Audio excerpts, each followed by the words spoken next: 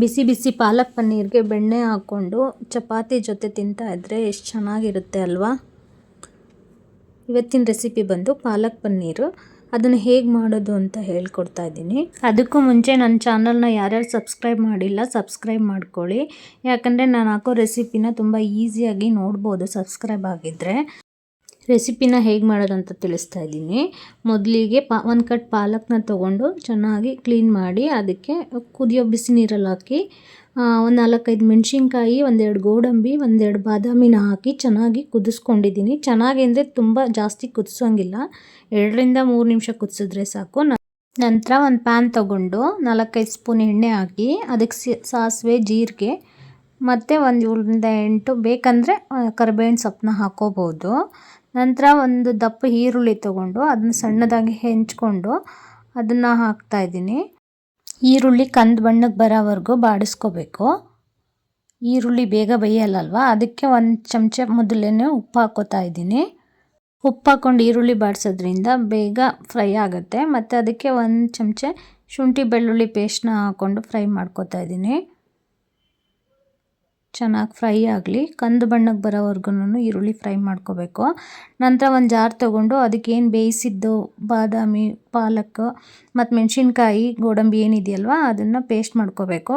ಬೇಕಂದರೆ ತುಂಬ ಸಣ್ಣದಾಗೂ ಪೇಸ್ಟ್ ಮಾಡ್ಕೋಬೋದು. ನಾನು ತುಂಬ ಸಣ್ಣದಾಗೇನು ಮಾಡಿಲ್ಲ, ಸೊ ತರಿಯಾಗೇ ಮಾಡಿದ್ದೀನಿ. ಯಾಕಂದರೆ ಚಪಾತಿ ಜೊತೆ ತುಂಬ ಫೈನ್ ಪೇಸ್ಟ್ ಆಗಿದ್ದರೆ ಅಷ್ಟೊಂದು ರುಚಿ ಅನಿಸಲ್ಲ. ಸೊ ನಮಗೆ ಹೆಂಗೆ ಬೇಕೋ ಹಂಗೆ ಪೇಸ್ಟ್ ಮಾಡ್ಕೊಂಡಿದ್ದೀನಿ. ನಾನು ಸ್ವಲ್ಪ ತರಿಯಾಗೇ ಇದೆ. ನಿಮಗೆ ಬೇಕಂದರೆ ನೀವು ಫೈನಾಗೆ ಮಾಡ್ಕೊಳ್ಳಿ. ಮತ್ತು ಒಂದು ಅರ್ಧ ಟೇಬಲ್ ಸ್ಪೂನ್ ಧನಿಯಾ ಪೌಡ್ರ್ ಹಾಕೋತಾ ಇದ್ದೀನಿ. 1/4 ಟೇಬಲ್ ಸ್ಪೂನ್ ಗರಂ ಮಸಾಲಾನ ಹಾಕೋತಾ ಇದ್ದೀನಿ. ಗರಂ ಮಸಾಲ, ಧನಿಯಾ ಪುಡಿ ಆ ಸ್ಮೆಲ್ಲು, ಹಸಿ ಸ್ಮೆಲ್ಲು ಬರಬಾರ್ದಂತ 2 ನಿಮಿಷ ಚೆನ್ನಾಗಿ ಫ್ರೈ ಮಾಡ್ಕೋತಾ ಇದ್ದೀನಿ. ಚೆನ್ನಾಗಿ 1-2 ನಿಮಿಷ ಹಾಗೆ ಪಾಲಕ್ ಸೊಪ್ಪಿನ ಜೊತೆನೇ ಫ್ರೈ ಮಾಡಿ, ನಂತರ ಆ ಪಾಲಕ್ ಸೊಪ್ಪು ರುಬ್ಬಿದ್ದ ರಸ ಮಿಕ್ಸಿ ಜಾರಲ್ಲಿ ಏನು ಉಳಿದಿರುತ್ತಲ್ವ ಅದನ್ನು ಸ್ವಲ್ಪ ಮಿಕ್ಸ್ ಮಾಡಿ 1-2 ನಿಮಿಷ ಕುದಿಯೋಕೆ ಬಿಡ್ತಾ ಇದ್ದೀನಿ. ಒಂದು ಮುಚ್ಚಳ ಮುಚ್ಚಿಬಿಟ್ಟು 2-3 ನಿಮಿಷ ಬೇಯಲಿ. ಯಾಕಂದರೆ ಹಸಿ ಸ್ಮೆಲ್ಲು, ಮಸಾಲೆದು ಸೊಪ್ಪಿಂದು ಎಲ್ಲ ಹಸಿ ಸ್ಮೆಲ್ಲೆಲ್ಲ ಹೋಗಿ ಚೆನ್ನಾಗಿ ಬೆಂದರೆ ರುಚಿಯಾಗಿರುತ್ತೆ. ಸೊ ನೋಡಿ ಬೆಂದಿದೆ.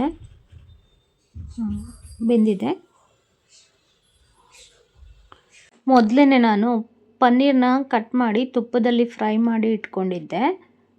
ಅದಕ್ಕೆ ಫ್ರೈ ಮಾಡ್ಕೊಂಡಿದ್ದೀನಿ. ಪನ್ನೀರನ್ನ ನೀವು ಚಿಕ್ಕದಾಗಾರ ಕಟ್ ಮಾಡ್ಕೋಬೋದು, ಇಲ್ಲ ದಪ್ಪ ಸೈಜಲ್ಲಾರ ಕಟ್ ಮಾಡ್ಕೋಬೋದು. ನಾನು ಈ ಥರ ಮೀಡಿಯಮ್ ಸೈಜಲ್ಲಿ ಕಟ್ ಮಾಡಿ ಇಟ್ಕೊಂಡಿದ್ದೆ. ಸೊ ಇದನ್ನು ಪಾಲಕ್ ಮಸಾಲ ಏನು ಆಗಿದೆಯಲ್ವ ಅದಕ್ಕೆ ಮಿಕ್ಸ್ ಮಾಡ್ತಾ ಇದ್ದೀನಿ. ಸೊ ಅದಕ್ಕೆ ಕೊತ್ತಂಬರಿನ ಆ್ಯಡ್ ಮಾಡ್ತಾ ಇದ್ದೀನಿ. ಕೊತ್ತಂಬರಿ ಬಂದು ಆಪ್ಷನಲ್ಲು, ಬೇಕಂದರೆ ಹಾಕೋಬೋದು, ಬೇಡ ಅಂದರೆ ತೊಂದರೆ ಇಲ್ಲ.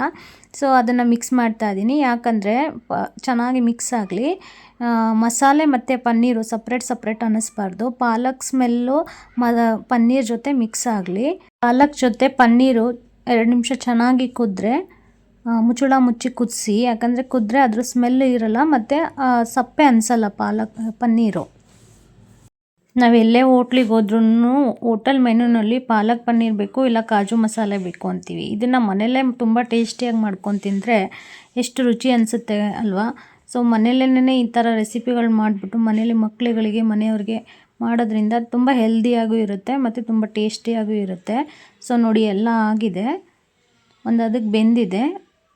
ಈ ಕನ್ಸಿಸ್ಟೆನ್ಸಿಲಿದ್ದರೆ ಸಾಕು. ತುಂಬ ತೆಳುವು ಬೇಡ, ತುಂಬ ಗಟ್ಟಿಯಾಗೂ ಬೇಡ. ಇದಕ್ಕೆ ಸ್ವಲ್ಪ ಬೆಣ್ಣೆನ ಆ್ಯಡ್ ಮಾಡ್ತಾ ಇದ್ದೀನಿ. ಬೆಣ್ಣೆ ಬೇಕಂದರೆ ಆಪ್ಷನಲ್ಲು, ಬೇಕಂದರೆ ಹಾಕ್ಕೊಳ್ಳಿ, ಬೇಡ ಅಂದರೆ ತೊಂದರೆ ಇಲ್ಲ. ಬೆಣ್ಣೆನಾಗಲಿ ತುಪ್ಪನಾಗಲಿ ಏನಾದರೂ ಬೇಕಂದರೆ ಹಾಕ್ಕೊಳ್ಳಿ ಮೇಲೆ. ಪಾಲಕ್ ಪನ್ನೀರ್ ರೆಡಿಯಾಗಿದೆ. ಇದನ್ನು ನಾವು ಚಪಾತಿ ಜೊತೆ ಆಗಲಿ, ಇಲ್ಲ ಪರೋಟ ಜೊತೆ ಆಗಲಿ, ಇಲ್ಲ ರೋಟಿ ಜೊತೆ ಆಗಲಿ ತಿನ್ಬೋದು. ಬಿಸಿ ಬಿಸಿಯಾದ ಪಾಲಕ್ ಪನ್ನೀರು ಚಪಾತಿ ಜೊತೆ ಬೆಣ್ಣೆ ಹಾಕ್ಕೊಂಡು ತಿಂತಾ ಇದ್ದರೆ ತುಂಬ ಟೇಸ್ಟಿಯಾಗಿರುತ್ತೆ. ಒಂದು ಸಲ ಮನೇಲಿ ಟ್ರೈ ಮಾಡಿ, ಅದರ ರೆಸಿಪಿ ಹೇಗೆ ಬಂದಿದೆ ಅಂತ ನಿಮಗೆ ಗೊತ್ತಾಗುತ್ತೆ. ಸೊ ತುಂಬ ಟೇಸ್ಟಿಯಾಗಿದೆ. ಇದನ್ನು ಫೀಡ್ಬ್ಯಾಕ್ ಬಂದು ನನ್ನ ಮಗ ಹೇಗಿದೆ ಅಂತ ತಿಂದ್ಬಿಟ್ಟು ಹೇಳ್ತಾನೆ.